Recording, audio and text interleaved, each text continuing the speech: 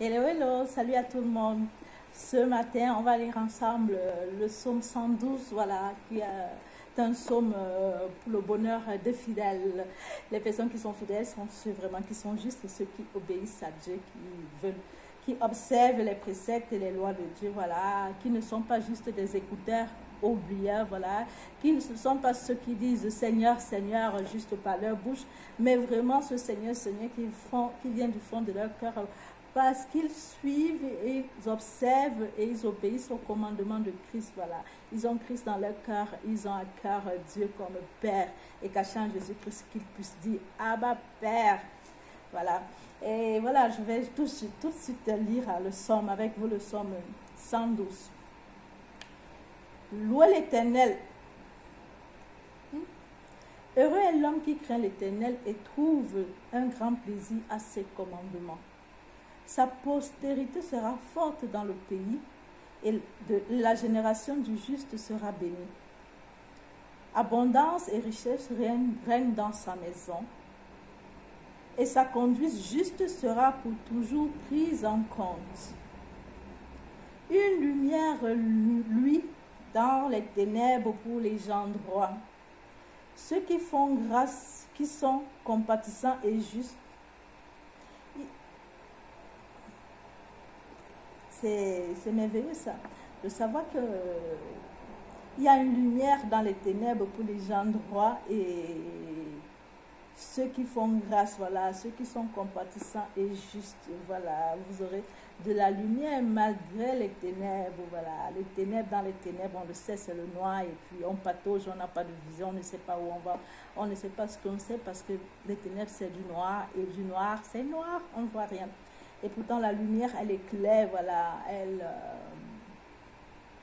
quand on est éclairé, on a la vision, on a le chemin, on a ce qu'on a à faire, voilà. Et vraiment, pour avoir cette lumière, imaginez la lumière dans la lumière. Oh, ça sera quelle lumière! Mais les ténèbres dans les ténèbres. Oh, quelles ténèbres! Alors, si on a une lumière dans les ténèbres, c'est merveilleux. Et ici, on nous fait comprendre que pour avoir cette lumière dans le moment de détresse, qui sont les moments, qui sont les ténèbres, voilà, il faut qu'on soit droit, voilà, il faut qu'on soit compatissant, il faut qu'on fasse, on soit juste, et voilà. Je continue au verset 5. Il est bon qu'un homme ait de l'empathie et qu'il prête à autrui, et qu'avec équité, il gère ses affaires. Ah oui, c'est super important d'être juste, toujours trouver juste, quoi. Ainsi ne trébuchera-t-il jamais, et l'homme se souviendra du juste pour toujours. Il ne craint pas de mauvaises nouvelles. Il a le cœur tranquille, confiant en l'Éternel. Voilà. Plein d'assurance, il est sans crainte, dans l'attente de voir le sort réservé à ses ennemis. Voilà. Quelles que soient les nouvelles qui nous arrivent, surtout en ce moment où on parle de coronavirus, où on parle de crise économique, elle est là, c'est vrai, la crise est là, elle est palpable, mais vraiment restons confiants. Voilà, ne nous laissons pas gagner par la crainte, par la peur, hein, car celui qui perd de l'espérance, celui qui n'a pas de confiance, il a déjà perdu la bataille même avant de l'avoir commencé. Voilà, il faut que nous soyons pleins d'assurance.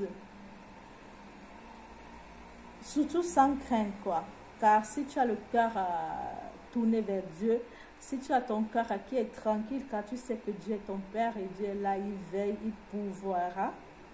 Si tu es plein d'assurance, car c'est ça la foi. Hein. La foi, c'est une ferme assurance des choses qu'on ne voit pas, mais qu'on sait qu'elles sont là. C'est une façon de sentir déjà palpable les choses qu'on espère, cette ferme assurance-là. Et on doit avoir une assurance, quand on est plein d'assurance, voilà, on ne doute pas. Le doute et l'assurance, c'est contradictoire. Et pareillement, quand quelqu'un qui est plein de confiance, quelqu'un qui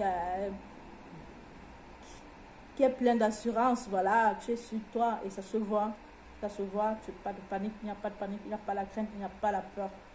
C'est tout le contraire. Voilà, et il est également dit au verset 9 que le juste, il donne aux pauvres avec largesse et sa conduite juste sera pour toujours prise en compte.